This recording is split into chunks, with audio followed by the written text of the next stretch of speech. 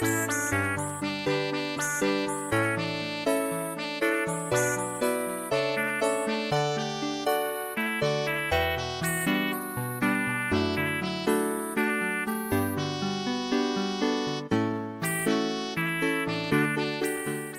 there, and welcome to The High Ground, a Duff bonus content show where we're taking the carriage into BBC's Pride and Prejudice. I'm your host with an extraordinary talent for flattering with delicacy, Reuben Morehouse. And I'm your single host in possession of a good fortune who must be in want of a wife, Elliot Diebold. And I'm your silliest host in all of England, Georgia Diebold. I am actually single, so yeah, and I feel hit like me we up, should say ladies. that's not a joke. Like, Elliot, you do have a good fortune. You're in want of a wife. Like, let's make it happen, listeners. Fortune's a strong word for my financial position, but will you have some cats? I don't know. Yeah, that's what. Yeah. Wow, that's a fortune these days, eh? I have a fortune in Amiibo, so one at a time, please, ladies. I'm staring at a lot of DVDs over here. No, those are video games. I got rid of most of my DVDs. Oh, good. So you weren't using them.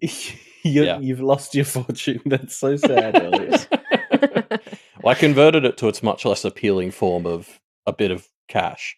The loss of DVDs is clearly why you're single. Oh my God, you're right. And you're so proud, Elliot. Speaking of, the final two episodes of Pride and Prejudice. That's BBC one. That's what we're here to talk about. Episode 5 and 6. Yeah, and that wraps up this tale. How do we feel about it? Yeah, I don't feel like I have that much to like. I don't feel like I have any opinions or hot take. Like, there's not as much room to have hot takes this because it's just all the events happened and it finishes, and it was good. But like, I guess what's your opinion on the overall? Like, now you've now seen Pride and Prejudice. You hadn't seen it before, which was crazy. Yeah, I mean, it's good. Like, the ending felt weirdly kind of rushed to me. I don't know. Maybe I've been reading too many Wildbow stories, but like, a lot happens in the first 2/3, I guess, are a little bit more like it does take its time a bit.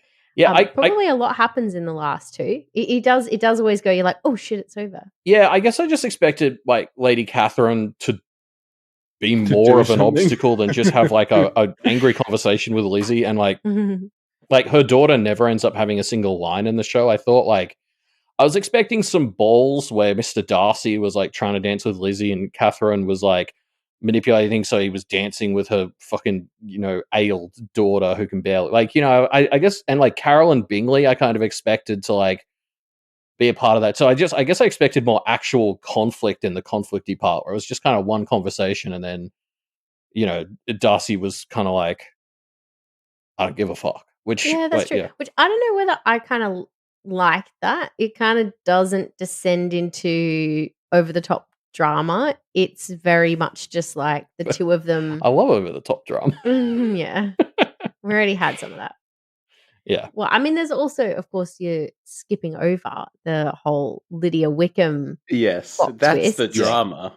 That's the big drama. I guess that's the thing. It always felt like all the drama isn't really with Lizzie so much in these two episodes. I don't know. Don't get me wrong. It was good, but like, I guess when I hear something like Pride and Prejudice, I'm expecting old-fashioned rom-com over the top drama, and there was less of that than I expected. And I'm like a little disappointed, but like, it's fine. I don't know what you think, Reuben. No, I see what you're saying in the sense that the drama wasn't focused on Lizzie and Darcy. That to them, basically, the most drama they had was when Lizzie found him in the pond at his, at his estate. Basically. Other than that, it was pretty chill between the two of them the whole time. Yeah, and I guess just because we had all this setup of other women who were keen on Mr. Darcy, and then it just didn't feel like those, or in Catherine's case, keen for him for someone else, but like that felt barely. I just expected it to be milked more, I guess. I wonder, I think it's maybe interesting because I think this is. I was actually talking to my friend about Pride and Prejudice the other day, and we're saying one of the things that's so great about it is that it's very British, and it's very just everyday. Like, it's everyday people, sort of semi-everyday problems. Like, it's just about, like, love and relationships in a much more low-key way than I think, we're obviously exposed to a lot of, like, American drama now, and we've all grown up with, like, that really over the top. Like, Elliot's watched too much CW, I think, maybe. Everyone else hasn't watched enough CW. What you're thinking of, Elliot, is the CW's Pride and Prejudice. I would watch the shit out of that. I mean, you should try watching I haven't watched this one in ages, but I don't know if it was a Hollywood movie, like the one with Keira Knightley. I remember sort of disliking it. This is what my friend and I were talking about, because we actually felt like it was a little bit too dramatic. Like, they Hollywoodized it. No and, such thing. There's like one scene where it's one of the proposal scenes. I can't remember if it's like where where Lizzie says yes or where she says no. I think it's when she says no. It's like they're in the pouring rain, and it's like very dramatic. And it was like, it just doesn't feel like Pride and Prejudice. Like, it's good, but it's not that classic British stiff upper lip sort of low keyness that kind of is what's part of the charm. But you can have that. I'm not. Yeah, I don't know. I want that stiff upper lipness, but also, like, I don't know, like, just with like, we had so many balls at the start of the show, and there were no balls at the end here. And I just think a ball where people were trying to hook people up with Mr. Darcy, you can do that without it being super CW, and it would still be fun. It's true. I will say the lack of any kind of ball in these last two episodes is crazy. Like, I feel like Bingley totally should have had a ball when he moved back to back to town, and he just kind of didn't. No, he was just shooting pheasants. I mean, to be fair, though, he had other priorities, like, because Darcy almost, like, immediately told him, like, yeah, I kind of fucked you over with Jane. And he was just like, I'm going straight to the house. He literally went straight there. Sorry, just, like, speaking of, like, taggy shit, I do want to call out, I watched with someone the other day this movie called The Christmas Wedding Planner. And if we're talking shitty romance, now that's a title.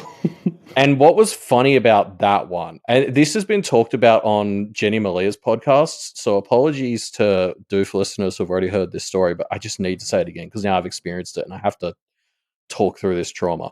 So you know how, like, this story ends with the double wedding? Yeah. And I was a bit like, this is cute, but also kind of tacky. Like, yeah, I agree. It's a bit cheesy. The Christmas Wedding Planner is about this girl, and she's planning the wedding of her cousin / best friend / basically sister. To TLDR the whole movie, it turns out that girl's boyfriend or fiance was cheating on her, and so that wedding gets called off on the day of the wedding, and they've already set the wedding up that this girl planned, and she'd planned it, and they'd planned it together, so it was just as much her wedding as her cousin's. Except that it wasn't. But yeah, sure. Yeah, no, but then the guy who found out that the other fiance was cheating has fallen in love with the main character, and so they take the wedding. Mm-hmm. And so, like, this guy comes in as they're doing the I do's. You know, it's during the moment where it's like, does anybody have anything to say? Like, speak now or forever hold your peace. And this guy storms in. He's like, no, I've got proof he's cheating. And then everyone's like, oh, and the wedding gets called off. And then he's like, also, I'm in love with the maid of honor. And she's like, oh my God. And then the bride is just like, you guys should have this wedding now. And they're like, yeah, okay. And then it just becomes their wedding. And I was like, holy shit. That is the worst thing in the world. And like, it's just very silly. Yeah. And like, said no bride ever. Yeah, like yeah, she took 30 seconds to mourn her own relationship and then immediately started shipping them. It was embarrassing. Like, but like, anyway, that was funny, and like, that is definitely, I enjoy that kind of ridiculously corny and cheesy movie. Yeah, you do have bad taste. You're right. But like, nobody's arguing with you. Pride and Prejudice could have dipped in that direction a tiny bit, is all I'm saying. I mean, I will take your point that I'd never really thought about, I guess because I just read this so young, and, you know, when you've seen something so young, you don't really question it. I never really thought about the fact, like you said, there was a lot of balls in the air that kind of didn't really get utilized, which I don't know. I It feel wasn't like, bad. I was just like, you could have milked this a little bit more without it getting tacky. Like yeah. Carolyn Bingley as well. Like I think Malia was offended when I said this last month, but I don't care. Carolyn Bingley's like the coolest character in the show, and they didn't even use she didn't even get to do any conspiring in this episode. I think the Wow, coolest coolest character in the hot show. take. No, the coolest character in the show is the husband of what's her face, who's Mr. just Hurst. Charlotte Lucas. the husband Mr. who's Hurst, the guy who's asleep. just passed out the whole time. Yeah, he's the best. just enjoying how they're all having that domestic, and he was just fully passed out on that couch, like zero fucks to give. Yeah, what a champion. I feel like Kitty's underrated. Kitty actually had quite funny character in these two episodes. Like once we got Lydia out of the way, Kitty was actually able to be a person. It was kind of fun. Not like a particularly interesting person, but like more than just a shadow. Yeah. Why are you winking at me, Mama? What am I to do? And you're like, oh, she's so dumb. But love when Mr. Collins is coming in, she's just like, I'm out. Nope. She just runs. She literally runs away. Oh, and then they have her like looking in the window when he's in there later. Yeah, to see if she's still there. Yeah. That was very funny. Well, let's break it down. Let's step into it piece by piece, shall we? Sure. Let's do it. Because episode 5 starts, Mr. Darcy has come to visit with his sister and Bingley. And so this is when Lizzie is still staying with her aunt and uncle, I suppose. And so they kind of meet more of the Darcy family and all this jazz. And Lizzie finally gets a bit more time chatting to Georgiana, who it's just so sweet when she talks about Mr. Darcy. I think this is the thing that's like really starting to turn Lizzie around in my mind. It's like everyone who knows Mr. Darcy loves him so much. Yeah, well, so like funny. Georgiana acts like any good little sister should, and just idolizes her big brother. And I mean, do you have anything you want to say, Georgia? Any apologies, maybe? Well, I mean, I guess if Mr. Darcy was my older brother, I'd probably have a lot of nice things to say. I'll take it. Yeah, I am like Mr. Darcy. That's a good point, Georgia. Thank you. Yeah, no, it was really funny how because she doesn't really again, Georgiana is I kind of expected we'd see more of, but she's really just in this scene, and the entirety of her character in this scene is just like, my brother is amazing, and it was just like you just see Lizzie's being like, oh, okay. Like I love even when Lizzie tries to kind of make fun of him, and she's like, no, my brother, he never exaggerates, and it's like it's so adorable, yeah, but it's a good point. It's like a nice. I like the idea of this character who comes across as a huge asshole, but then is weirdly surrounded by these amazing people who just think really well of him, and how that would be a reason that you would get turned around on a person and be like, huh, yeah, all of these really lovely people say he's lovely. There must be a side to this person that I don't know about. Is a believable. Yeah. But that he superficially does come across as a huge dickhead. That's a believable character. Yeah. And, he was kind of a dickhead to people he didn't know very well. And then, he realized he was getting called out on that, and he changed partially as well. But yeah. Yeah. And I like when he says at the end, he's like, I was given good principles, but left to, something about them in pride and conceit or something, this idea that it's somebody's good at heart, but it can be superficially really snobby or something is it's that's a believable fault where somebody would actually make a turnaround, because it's you're a good person, you were just hadn't thought it acting in a bad way. Yeah, and especially when he's so rich and has presumably lived such a sheltered life in interesting ways. It's definitely very understandable, I suppose. Yeah, and while he's surrounded by some really good people, he is also surrounded by some massive snobs, like the Bingley sisters and his aunt, and you can see how, it's like half of his acquaintances are also massive snobby dickheads, and then half of them are really nice people. It's like, yeah, I mean, I could see how you would potentially land on the side of, thinking that you're a bit too good for everybody. That's totally believable and understandable. Especially when your aunt is probably telling you that constantly. Yeah. Like, yeah. But most importantly, we get to see the Bing again. Just Bingley. He's back. And he has I love this conversation he has with Lizzie where she's like, oh yeah, all my sisters are gone except for one. All my sisters are still available except for one. And she just fucking like delivers it the most painful way possible. Yeah, and Bingley's like, who is it? Who is it? And then, it's not Jane. And he's like, thank God. Your family's well? And she's like, yep. Are all of your sisters well? So cagey. Like, Lizzie gives him nothing. It's hilarious. Yeah. Like, yeah. Yeah, that's quite funny. So yeah, the Darcys invite Lizzie and her aunt and uncle to dine at Pemberley. And Lizzie does some singing and piano playing, pretty good.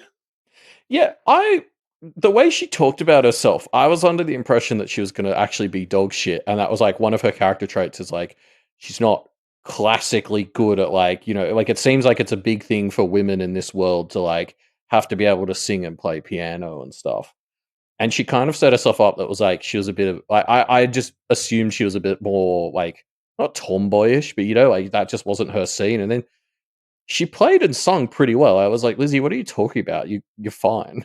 Like, I think it comes back to, I think I've spoken about this in a previous episode about how Mary is like a little bit of a foil for Elizabeth. So Mary is somebody who's like, I can't be bothered with like people and all these like frivolous things that are, actually just about dealing with other people and maybe aren't so frivolous. And the idea that is meant to be that Jane and Lizzie are sort of these people who are like, perfect, like well-balanced people. Like they dabble in a bit of everything. They're kind and they're humble, they're smart, but they also, like people and they're sociable. And it's, I think, an example of, it was supposed to like maybe exemplify that it's like Lizzie practices and cares a lot less than Mary, but is just better than her. And it's just, I think, a part of the reason why you're supposed to think Lizzie's awesome. It's a little bit of a not like other girls thing, but sure. I guess I don't know. I was expecting her to be kind of embarrassing herself, but like she'd win over someone like Mr. Darcy because he just liked her or whatever, but she was just good. I think it's supposed to be a bit of a, so it's like she's not, how the Bingley sisters are like really good piano players. Yeah. And so is Georgiana. It's like she's not really good, but like she's like more than passable. She was better than I am. Singer, I reckon, But also, I think Darcy just loves hearing her sing because he's in love with her as well. He's down so bad in these 2 episodes. I mean, he was last month as well, but yeah, like it's Colin pretty Firth funny. does such a good job with the facial expressions. Like he's just looking like so super serious the whole good, time. isn't But then when she's playing, he just has this really subtle look on his face where you're just like, oh, he is so in love. There's something with her. about like his eyes. Yeah. He just looks like he's in his happy place listening to her sing. You're like, it's so adorable. Yeah. I really loved Colin Firth's face after Carolyn Bringley brings up the thing with Wickham. Yeah. And you see this like look in his eyes like he's about to fucking murder her. He was ready to pull out a knife. Or God. I like because this is like the one time we see Carolyn in these 2 episodes, and she's just so bad at her job.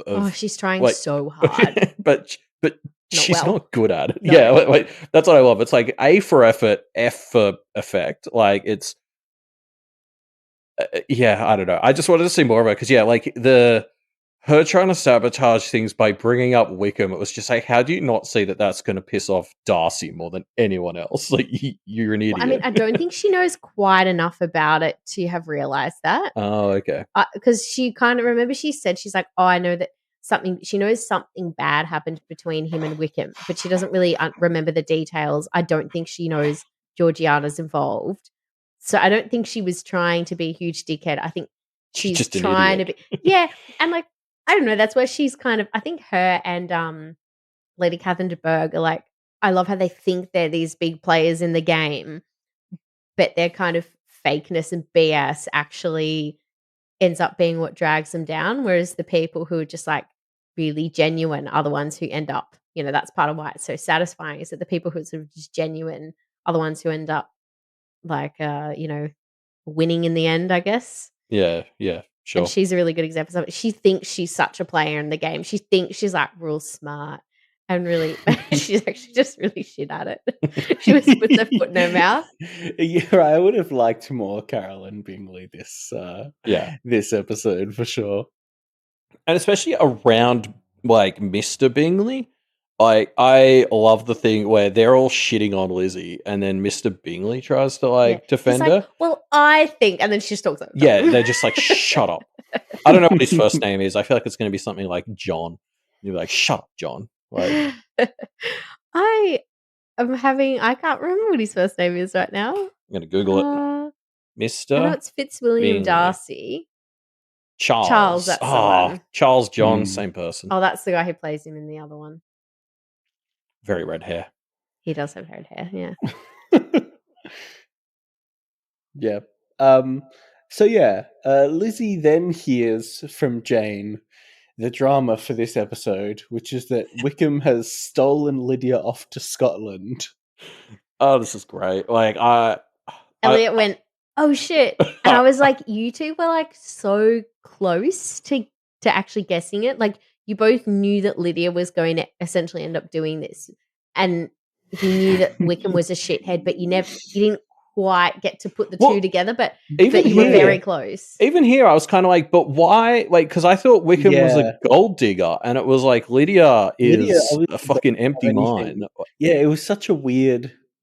Like, is the implication that he's just kind of going to sleep with her for a bit and then ditch her? Yeah. That's what I was going to. That's why it's proper drama, is because he's not even gold digging. No, he just wants to ruin the family. Yeah, he's just gonna like totally fuck them all over and then go away. And that's why because I did enjoy the delivery of that, because that first letter was like, Lydia's gone to marry Wickham, and I was like, why would he do that? I was like, that doesn't make sense. And then it was and then the second letter was like, we fear that his intentions were not actually to marry her. And I was like, oh, that actually makes more sense. Yeah, like I enjoyed that one too.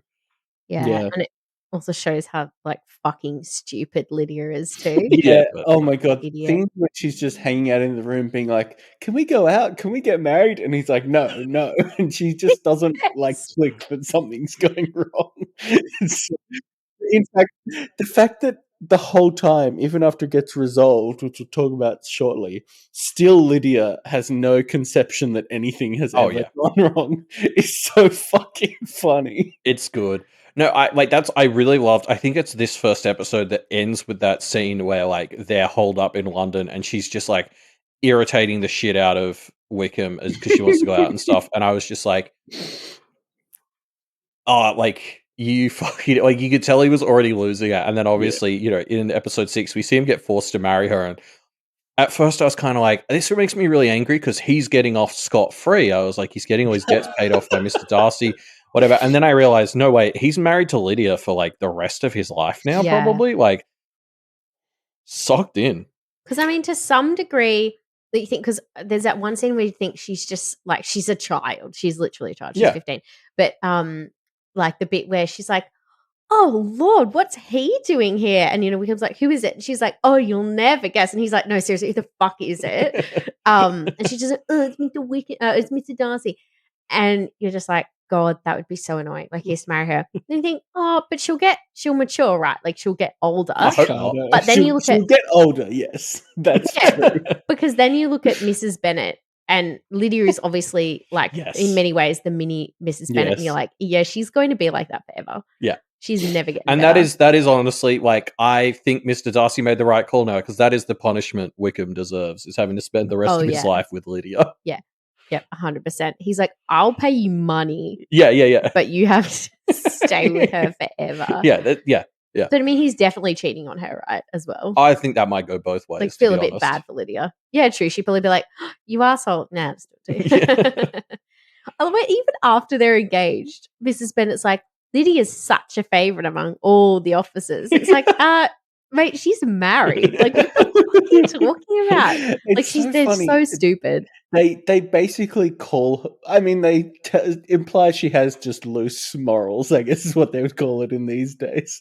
And it's just like, nobody seems to, other than Lizzie and Jane and stuff, nobody seems to like care that they talk such shit about Lydia. Yeah. Very funny stuff. So yeah, Lizzie is kind of breaking down and freaking out about this letter. Darcy drops by and is clearly like, doesn't know what to do in this situation. I love what like his attempts to get medical about it, where he's like trying to calm her down, and he offers her some things that sort of culminates in him being like, "Do you want all the wine?" Like he's just, can I get you a glass of wine? Yeah, it's so good. And it's like that rule. He's just like, I want to help, but I don't know what to do. And just like, you look unwell. Sit down. Do you want some wine? Like, yeah, it's quite funny. Like, because my reaction was, oh well, Darcy's gonna.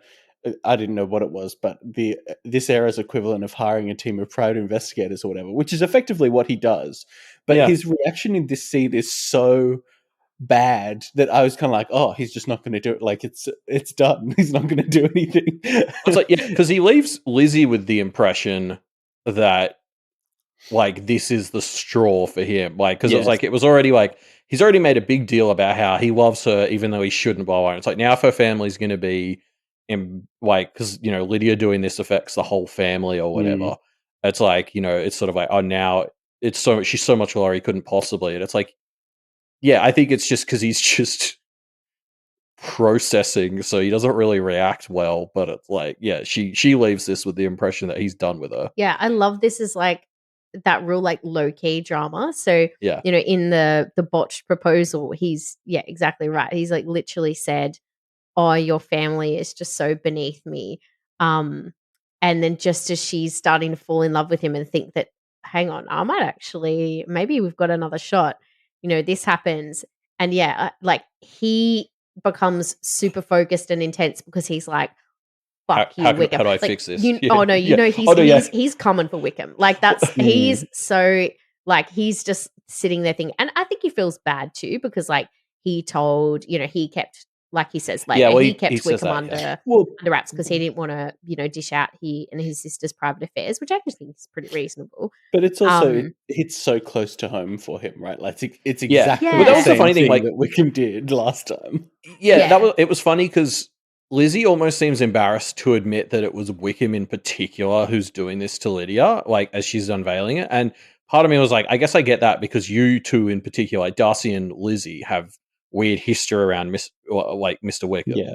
But also part of me was like, come on, Lizzie, if anyone's going to understand the plight of Wickham has run off with my little sister, it's going to be Darcy. Like, you're good.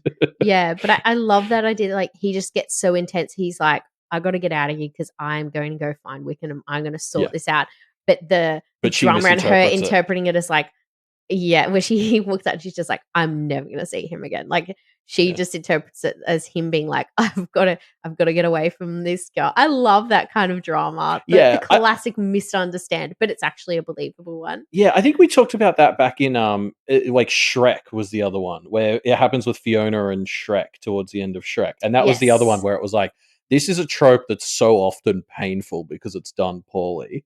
But these are like two examples of where I was like, no, okay, this makes sense. Yeah. You're like, that's from where each other is sitting. Like Darcy's like a man of action. Like he's not going to just be like, oh my God. Like he's not the type to be like, I feel so bad for you. Like he's not a shoulder to cry on. He's not a Bingley. He's a man of action. He goes out in the town. He's in the slums of London drinking random tankards of mead that get thrust before him. He's a PI apparently. He's a man of action. So he just like launches into action mode. But she's like, and he's gone. Which, I mean, given his reaction is a fair, like he seems pretty, I don't know, out of it. And what he's previously said about her family, like it tracks. Well, and like I think the main emotion he's emanating is disgust, and it's at Wickham, but it's kind of reasonable for Lizzie to assume part of it is towards like her and her family now. Yeah, definitely. That's a good point. Yeah. So Lizzie returns home. Wait, sorry, no, before we move on, I'm sorry, but I do need to call this out. So Lizzie's still staying with her aunt and uncle, and they're like going ready for an outing, is all they said, an ooting, you might say. And You might. And they're like, oh, Lizzie's like, oh no, I need to stay and read my mail that I just got. And they're like, oh, okay, we'll go round to the church and then swing back round in like an hour. Which, first of all, it's 2 letters. An hour seems Yeah, I was odd. like, Jesus. But also, I guess like this is just one of those things where it was like back in these days or something. But their whole plan for the day was just to go for a walk, like around town where they live.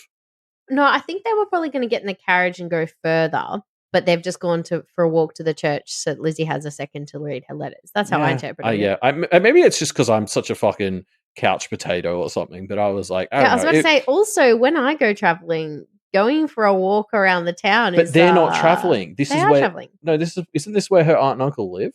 No. They live in London, in Cheapside. Oh, okay. Oh, never mind that. I thought they were at home. They're the aunt and uncle who live in Cheapside. Yuck. Caroline Bingley's disgusted. No, Lizzie's gone with them and they're, you know how there's all the kids at the Bennett's house? Yeah. So they've done like a swap. So they've left their kids at like the Bennett's place. I thought those were the kids. Okay. No. So they've left their kids with the Bennetts and then they've taken Lizzie on a holiday with them. And they were going to go... Wow, I was not following this. Yeah, they at said all, they were apparently. going to go somewhere else, but then there was some reason why they couldn't. I can't remember why. And so they're like, "Oh, do you mind? We're actually just going to go up towards like where Darcy lives, and that's where the aunt grew up, but they don't live there now. She grew up there, though. I think that's why I was getting confused because she seemed local last month. And I backtrack it. Just walking around a city when you're traveling is totally legit. Yeah. Okay. That's what they've just been riding around the carriage, like looking at rocks and stuff, looking at people's houses. I mean, what else are you gonna do? Yeah, I mean, I guess. Yeah. Sorry, I thought they lived there though. Getting disgusting tans. Okay, sorry.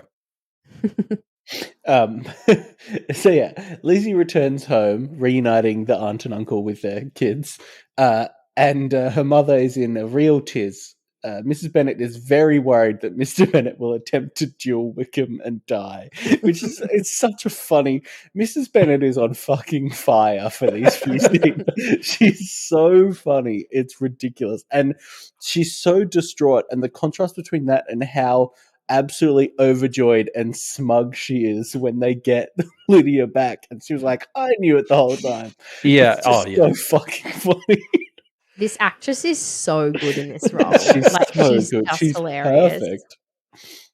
The constant yo-yoing between everything's fine, and I always knew it would be like, especially there's a scene where she's sitting with her sister-in-law, and they're both her sister. Oh, fucking hell! I'm not following this. Mrs. Phillips is her sister, and isn't her brother the one who was traveling with? Yes, I thought it was his wife who she had that conversation with. No, that's her blood sister, Mrs. Phillips. Okay, see, I thought it was Mrs. Gardner. Yes, no, it's not. It's that's Mrs. Phillips. There you go. When it's just when because they're all... going, I always said Wickham was bad. Yeah, that's her sister who's equally stupid. Yeah, because the two of them, like, it just I had this vibe. Fucking idiots. Like, I love when her, like, you know, Mr. Gardner, like her brother, is like, calm down. Just think this guy. Can you imagine his childhood? Like, this poor guy. This bit reminded me. Like, I know we constantly talk about how Mrs. Bennet is our mom. But this bit reminded me a bit. While we're talking about Mrs. Bennet, I've got to call out the scene in the next episode where Mr. Bingley is coming to the house, so everyone has to hurry to get dressed. Took me back to our childhood. Like,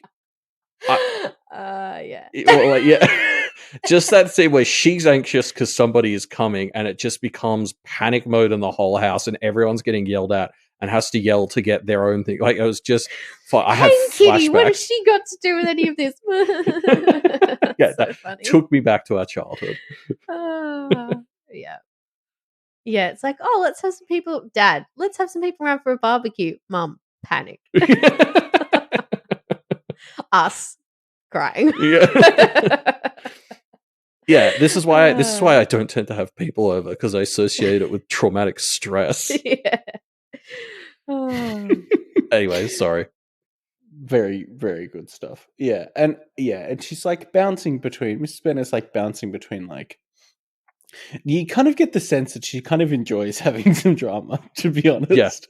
And then the scene ends with her just being worried that Lydia's going to pick out a bad wedding dress. Like, it's just this like nonsense. It's so funny. Her priorities are just so bad. Like, like bouncing between like, you know, Mr. Bennet's going to do a Wickham, and then of course he's going to die, and then like, but also if Lydia has to call me before she picks a dress. It's like so good. Again, see mom say stuff like that, and like, I have tremblings and, you know, flutterings. Oh, like, it's so funny. Yeah, I also enjoy, like, this was like a great scene as we're getting the flashbacks of them finding out the news, like as Lizzie's reading the letter. Like, I felt like all of the other characters were also on like great display. Like, I love when they first get the letter and from Mr. Forster and find out that like Lydia's run off with Wickham. Like, Mary and Jane and Mrs. Bennet are like distraught and upset, and like Kitty and Mr. Bennet almost have this look of like, yeah. like Kitty's like, Kitty's like not surprised at all, and Mr. Bennet has this sort of like, I should have seen this coming. Lizzie told me this would happen. And then like Jane in her letter is like, I cannot possibly think so ill of Mr. Wickham, which is like a fucking catchphrase. It's just like, Jane is such a fucking dumbass. Speaking of great moments from the family, Mary has some absolute fire moments this episode where they're all having lunch or whatever, and Mary just comes out with, "This is a most unfortunate affair and would be much talked about." And everyone's like, "Mary, what do you think we're all panicking about?" I love how much, like Georgia, I think, pointed it out last month or the month before, but like Mary, for all the time she spends reading books, she's really fucking stupid. Like she's just not wise at all. Yeah, nothing she says is even remotely not obvious. Like, and the reason is because she just lives in her books and she doesn't actually interact with people. So it's like she's just in her own little world. So it's like she gets all this, she reads all this stuff and has zero ability to apply it to anything because she has literally no life and no relationships with anyone. Like, she's kind of my spirit animal in that way, I think. I love when Mrs. Gardner's just like, Mary, this is like not helping. Well, because she starts this whole speech about like the loss of a woman's virtue, and like she's almost just delivering it like it's news to everyone else, or like it's just a sermon without context, and everyone's just saying, they're like, Mary, shut up. Mary, shut the fuck up. Like, that's so true. It's just like what everybody's really worried about, and she's stating it like it's this like interesting factoid that she's like fucking Mr. Collins energy to the extreme. Like, I know Reuben was shipping them so hard in the first 2 episodes, and moments like this, I was like, you were bang on, Reuben. Like, they would have been great together. They would have been such a good couple. A friend in need is a friend indeed. And it's what the fuck are you saying? Let's get to that, because things look like they're going to go really badly. And then, here to save the day is Mr. Collins. Hell yeah. Finally. A real man. Fuck Mr. Darcy. Fuck Mr. Bingley. A real man was needed to fix this problem. I started getting so excited when I saw he was coming in. I'm like, hell yeah, Mr. Collins. I know you're going to make this situation better. But it's also funny because he does come, but it's very unclear whether he ever did have any ideas about how to help. Yeah, or like why. He just came here to be a piece of shit. It almost seemed like this is the first time we actually see him be intentionally really mean. Yeah, I think he tried to come to be supportive, but it really didn't come off that way, did it? It's hard to say, because I think Lizzie says she's like, he just came to like rub it in our face. Yeah, to rub it in our face. And Mary's like, and Mary and Jane are like, oh no, I think he was trying to help. I'm honestly not sure. I kind of like it's a bit ambiguous. Like he actually might have come intending to try and be helpful and supportive in some way, but he actually just, there's nothing he can do because he's totally useless. And then he's just put his foot in his mouth the entire time and accidentally just ragged on them. He's gone full Mary. He does. He just points out how horrible this is, and then it doesn't do anything. I love how Lizzie just dismisses him. She's like, "You're so right. You better not be seen with us. You better get out of here." And he's like, "Huh? Yes. Oh, you're so thoughtful." It's so stupid. Yeah. Collins is being really mean. But funnily, Kitty is just completely dodging him. Yeah, that shot of Kitty in the window just being like, it's very funny. That's so great. Yeah. Yeah, Kitty honestly shines without Lydia around. It was great. Yeah. Yeah. Mr. Bennet returns home without Lydia and feels pretty guilty, suitably so, because of his failures to the family. Yeah, and like, this dude is not without his faults, but I enjoyed how he kind of took responsibility for them to some degree here. Like, he is very much like, I mean, specifically, he's like, Lizzie, you were right when you called me out last episode. His exact quote, I believe. But yeah. And he goes a bit deeper. He's like, I could have saved, and he's being a smart ass all the time. Like he's like, I should have saved up money so that my daughters could run off with stupid and unworthy gentlemen. But like, yeah, he acknowledges like that he just kind of put all of his plans on having a son and didn't really ever plan for the, possibility of having all daughters and him needing to take care of them. Well, yeah, he's had 15 years to adapt, and he hasn't really changed his plan yet. Like, he just kind of gave up. Well, I don't know whether, because they don't really earn money, these people, right? They have, like, this semi-set income that they've been, like, bequeathed. I don't fully understand it. I assume it's tax-related, like, because they own land. It's like land, like interest on what they have in the bank from their land or whatever. I don't know. Yeah. But, I mean, it's true, but like he's obviously had some time, but also I think like it probably missed the boat a bit there too at the start, where maybe it sounds like there was some kind of opportunity for him to have like, saved or done something differently that he didn't take, because he was like, "Oh, I'll have a son and it'll all be fine." Yeah, sure. But also I feel like that's putting a bit on yourself. To have 5 kids and no sons is statistically unlikely. It's hardcore, yeah.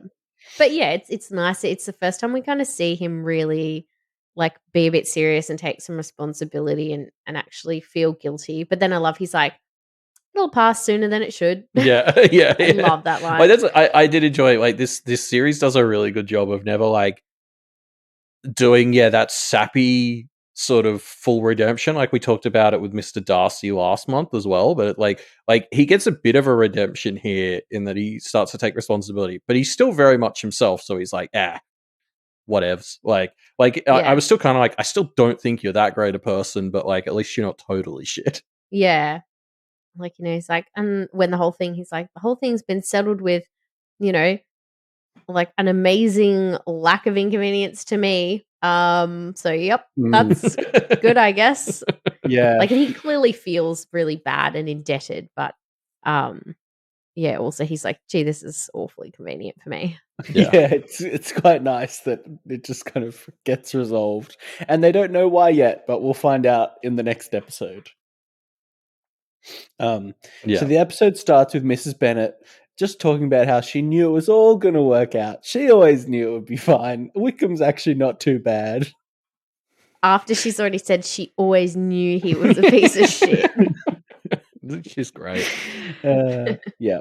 And I don't know if I've put these notes in the wrong spot now. I just can't believe you were getting Mrs. Phillips and Mrs. Gardner mixed up. Like, they're so different. Mrs. Gardner's such a legend. They look the same though. I don't know. They're all old white people. I mean, that's fair. It's just Game of Thrones all over again.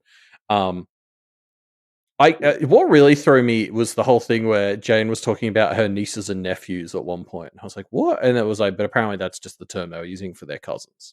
So yeah. Anyway, I really enjoy how Mr. Darcy like explains to the Gardners why he's willing to do this for their family. The bit where he's sort of like, yeah, I didn't handle the Wickham situation as well as I could have, so this is partially my mess. So I was like, that's actually kind of true. Like, clearly the main motivator you have here is you want to get in Lizzie's pants, but like, yeah, he's not fully like wrong that it was sort of like, I don't, like he kind of let Wickham get off a bit scot-free last time. Yeah, but I mean, at the same time, it wouldn't have been very nice of him to air out his little sister's dirty laundry, which is kind of what he would have been doing. So I feel like he's a little bit hard on himself when he says, like, oh, I didn't expose Wickham. It's like, but you also would have been exposing your little sister, which would have been kind of awful. Yeah, I guess we're Especially seeing how when- everyone's talking about Lydia. So, Yeah, well, when like women's reputations are really fragile in this society, like as Mary so rightly says, yeah, it's like actually you probably did the right thing keeping it under wraps. But I like that, I don't know, people are saying like, look, even if they were justified in what they did, they're like, if I had done things differently, things would have panned out a different way. So I'll do my part to like feel bad about this or fix this problem or whatever. Yeah. But also, and also the really charming part is how he's like, but I don't want any credit. Yeah. Unfortunately, he was relying on Lydia to keep her mouth shut as a part of that scheme. Yeah. Can I say that this shot of the wedding, so Lydia and Wickham in the cathedral, and then Darcy just, like the camera kind of pans over and Darcy stands up and you see his look at Wickham, and again, he's just like, I mean, he could murder a guy. Like, he's so good. Yeah. Yeah. I like him kind of being the best man in this wedding is just like, it's so good. Yeah. I loved this little shot we get of the wedding scene. I love when Mr. Gardner's taking Lydia up the steps and she's like, where is everybody? Like, she's so stupid. Like, she thought people were going to be attending. It's so funny. Like, it just really one of those little show don't tell things of just showing how fucking just she's got no idea what's happening. Yeah. She just thinks she's getting married. Like, she's so dumb. And that, I mean, we maintain that for the rest of the episode. Like this whole episode, Lydia just thinks she's living a fairy tale. Yeah. Oh, Lizzie, you must be so jealous. Lizzie's like, funnily, I'm not jealous at all. So good. But yeah, so like Wickham and Lydia come by, and it's so crazy to me that Wickham is just here and like acting like everything's all fine, and everyone just kind of has to accept it. Like, it's so uncomfortable. Oh God. Yeah, like, because it's that whole thing where, like, I guess the whole point of forcing him to marry Lydia was like because he has to be a part of their family publicly for them not to be ashamed. So it's like they kind of have to put up with him to some degree, but like he's just way too comfortable being here. Like, it's also, again, it's this classic British thing of like, for some reason, none of us are going to acknowledge or talk about the fact that we all know that you were planning to be a huge dickhead, except for Lydia, who, and maybe Mrs. Bennet, who are all very stupid. But yeah, it's like, why? Like, I don't understand why Lizzie can't just be like, you were going to run off with my little sister and leave all of us destitute. Like, I fucking hate you. She, for some reason, has to pretend to like him. I don't really understand why. As someone who's conflict averse, I kind of get it. Although I think that would push it past it for me. But yeah, I just enjoy how fucking smug Lydia is this whole time. I know, like we talked about, wouldn't you be like seeing her just shitting on her sisters and being like, I walk first now because I'm the married one. Oh, like you must all be so jealous. Oh, how strong that! My God. Like, she's just, you want to punch her. She's such a piece of shit. It's great. And like, because she's the only one, barring maybe her mum, who doesn't know what's happening here. And it's just like, and nobody bothers to tell her. No. Anyway, I mean, well, I think they're kind of happy, like, she's out of their life. Wickham's problem now. That's fine. Yeah, probably.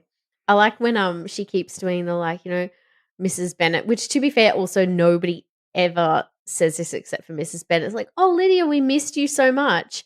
And then Lydia's always like, well, I've been too busy to miss you guys. You're such an asshole. And I'm like, oh, write to me. Like, you know, oh, Lydia, write to me. And she's like, no, I'll be too busy. Yeah. But you guys aren't married, so you'll probably have the time to write you to can me. Write to but me don't all expect the me to time. respond. It's so rude. So yeah, we find out that Bingley is actually coming back to Netherfield, and Darcy's with him, which I think was expected, but yeah. Yeah. Oh, but like, I like these are some great scenes because now we start getting like the Jane and Lizzie scenes because obviously, like, you know, the double dates are in order between these duos. Not just double dates, a double wedding. Oh yeah, it's so tacky. It's very tacky. But like, I do love, like, again, I just adore how stupid Jane is because like there's like 3 of these scenes we get at various points in this episode that are just Lizzie and Jane talking about Bingley and Darcy, and even in the last one, Jane's a bit like, "Wait, I didn't think you liked Mr. Darcy." And Lizzie's kept it really close to her chest. Yeah, but like if Jane had anything between her ears, she would have picked up on it. You know what I mean? Like, yeah, I mean, there was that whole bit where Lizzie was like, "I just can't bear him being in the world and thinking ill of me." It's like, oh, she was obviously yeah, that's true. And Mrs. Bennet owns this scene actually, where Darcy and Bingley come around. She's still so cold to Mr. Darcy. This is the one thing I was disappointed with in this episode is after they marry, we get like, you know, Mrs. Bennet is just kind of like, oh, everything worked out, but we don't get any shade from Mrs. Bennet, which I guess is good now that they're married. But like, I wanted to see we didn't even get the like, oh, I always liked Mr. Darcy. I know. I was going to say, I actually think it could have been so, because that's 100% would have been her reaction, right? Would have been like, because he's so rich, and Lizzie's agreed to marry somebody. She suddenly isn't going to give a flying fuck about how snobby Darcy has or has not been. Like, she's 100% going to have said, I always loved him. And I just wish we'd gotten to see that because it would have been so funny. Like, it should have been her shot at the wedding as she was like crying. She should have been like, I always knew Darcy and Lizzie would get together. I always knew that. Everybody always said that Mr. Darcy was, you know, an asshole, but I always knew that he was so great. Like, that was the one thing I was disappointed in. But anyway, so Mr. Darcy gives his blessing to Bingley to marry Jane, and Mrs. Bennet is just delighted. I love it's so cute that Bingley asked Darcy for blessing, like right after being sort of for 2 milliseconds mad with him for having lied to him about Jane being in London, and then he's like, "We knew the whole time," and he's just like, "Yes, I'm really sorry," and he's like, "Oh, so do I have your blessing?" It's like, wow. And Darcy's a bit like, gave him straight away. Yeah, like he's like, "Do you need? You shouldn't need it, mate, but yes." It's great. Well, that the nice part is like actually seeing Mr. Bennet actually be happy for Jane too. Yeah. He gets one daughter married to somebody who's not a huge dickhead, and he's just like, oh my god, I don't like most people, but I might actually like you, so you can come over. It's very nice.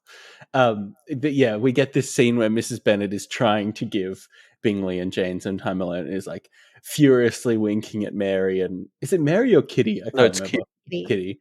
Are you winking very at me, funny. Mama? Very unsubtle. It's wonderful. I like how the rest of them leave and Lizzie stays, and so then like 10 seconds later this maid comes in and is like, Lizzie, you're needed for a thing. You're needed for something upstairs. Quickly.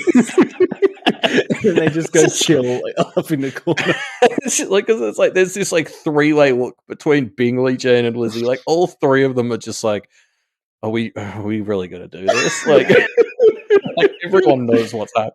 Yeah. I love when it's like, wink at you. Why would I wink at you? Why would I wink at my own child? It's ridiculous. Pause. But now that you mention, I actually do need to talk to you about something. He just rolls with it. And they just go sit in another room. That's what I constantly love about these old-timey houses. It's just they just go to a different drawing room. Well, they couldn't watch TV. They didn't have anything to do. Like, they don't like go into the kitchen and just start preparing dinner or something. They just go and like sit in a different room, and that makes it so much more awkward that they're always just sitting there just waiting to find out if Jane and Bingley are like macking on each other. So good.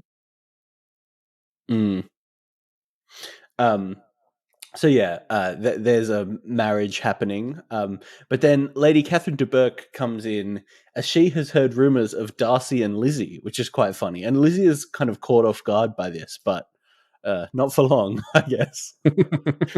I would love to know where she's heard these rumors from, because it's never really explained.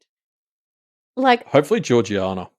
do you think it's from like Colonel Carolyn? Fitzwilliam or Carolyn. maybe Caroline Bingley? Maybe yeah. it's her awesome play that we never even yeah, find see, out. they should have done that on screen. Yeah, Caroline Bingley Jane kind of Austen, hit me trying up. to make issues for them. It makes sense. Yeah. Because, yeah, you're like, Darcy's not the type to go around being like, I reckon I'm going to propose to Lizzie. Yeah. But also when they're together, it's maybe pretty obvious that they're into each other. So, yeah. But I would like love to know where she heard And that I could from. see Darcy talking to Bingley about it and Bingley being stupid enough to tell his sister about it. Yeah, yeah. But I love it. It's a great example of like, you know, because we always kind of a little bit get told that Lizzie is clever, but she's not always acting the most clever. But she just talks circles around Lady Catherine. Like, I love, she's just such a huge smart ass.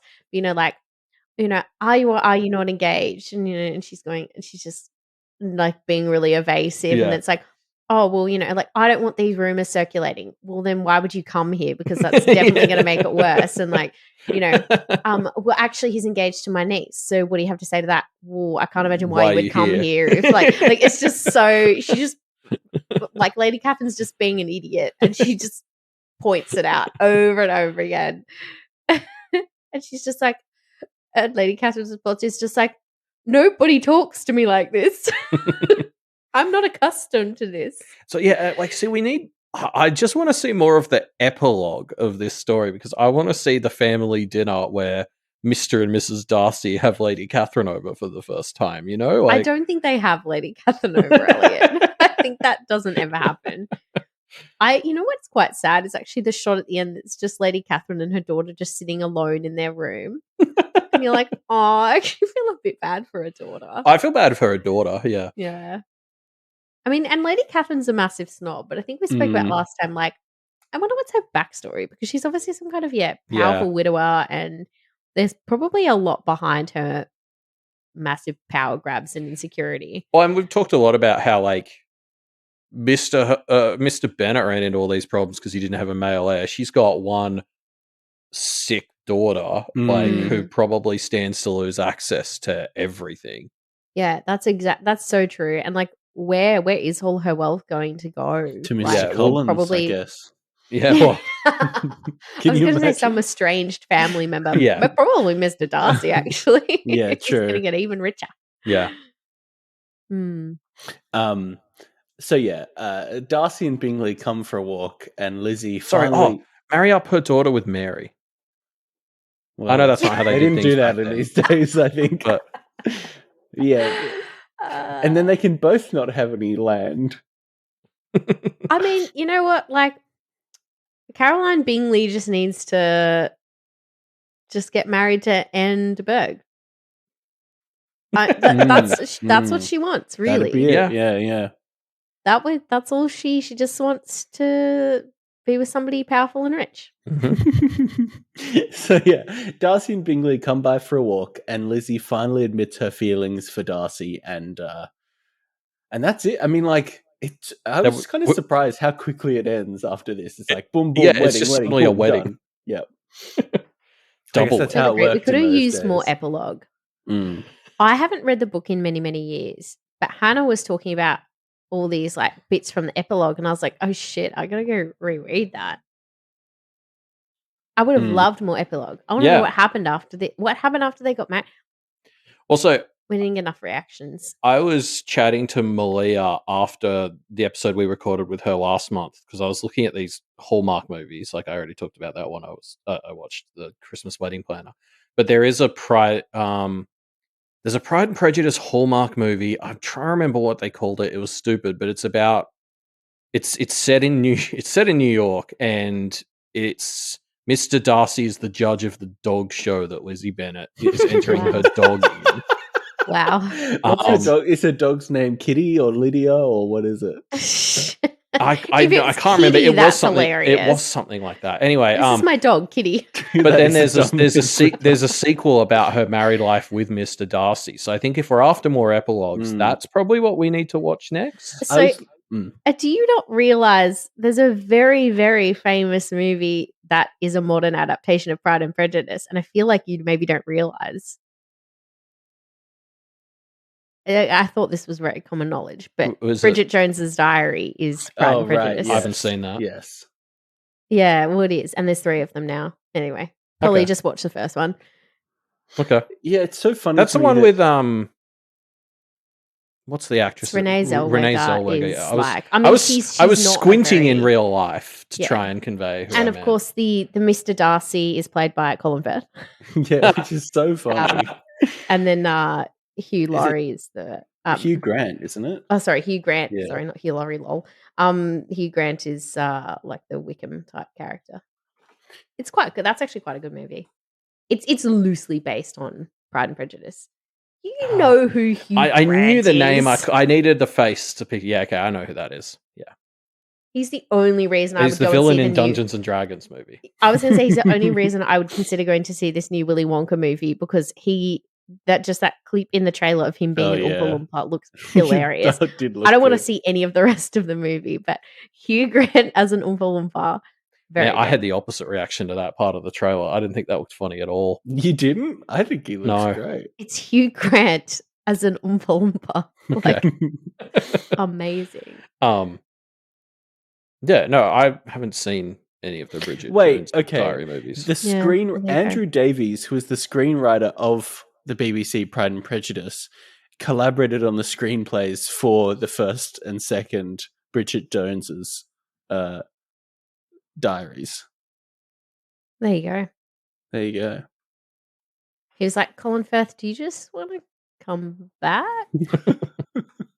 I mean, they kind of nailed it. Yeah, sorry. So the movie that we should watch next time is called Unleashing Mr. Darcy. Okay, hold on.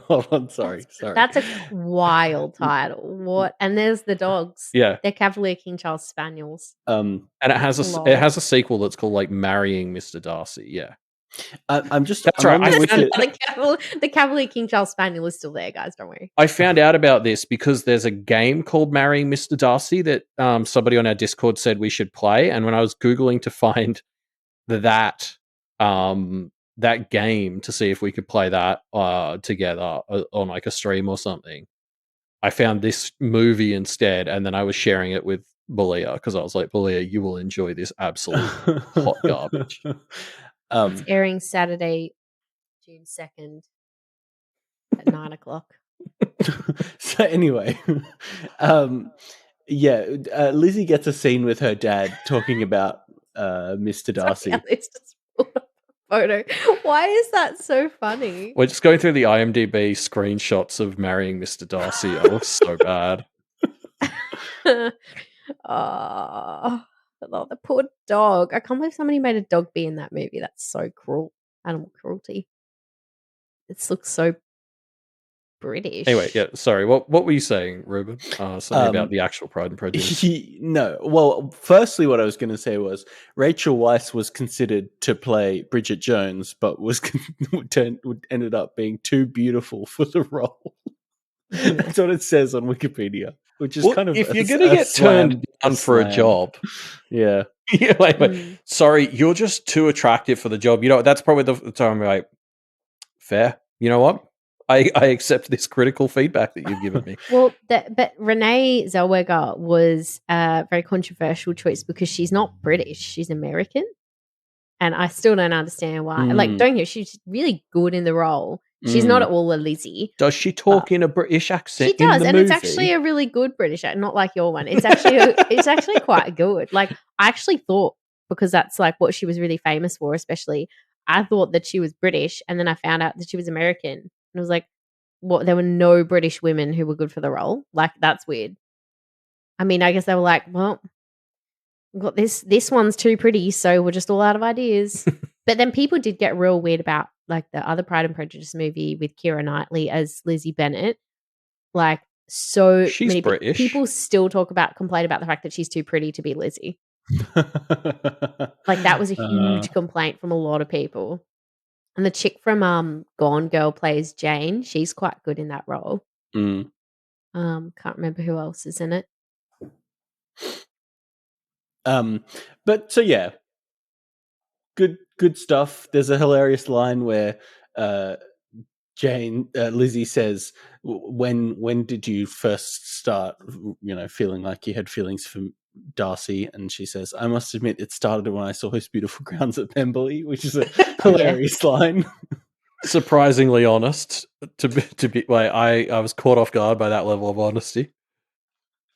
Yeah, it was good. But I mean, that's it. That's the end, right? Pretty good though.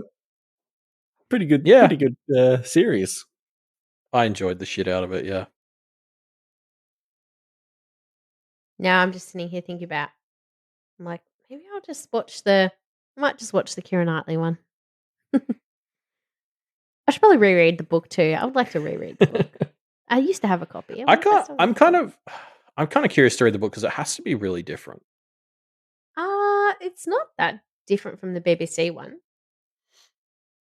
What makes you say that? Like, what do you think it must be different? I don't know. Just like, I guess, just the way the points of view and stuff are handled. I don't know.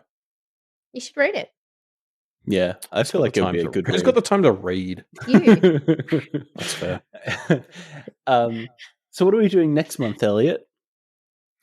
So next month we're going to take a break. Just because Reuben and I have a lot of stuff on. But we'll be back the month afterwards to talk about Pride and Prejudice and zombies, right? Yep. Correct. Yeah, which will be quite fun. Yeah. But yeah, I mean, thanks for joining us, folks. It is a truth universally acknowledged that a listener in possession of a good fortune must be in want of patreon.com/duffmedia. So you can go there and support us if you like. So please do. Yeah, that's how we can put together this podcast and also our other one, which is, the thing keeping us busy next month. Yeah. But I guess as we always say, bye, ahoy, listeners, and get out of our swamp. And also, no harm ever came from reading a book.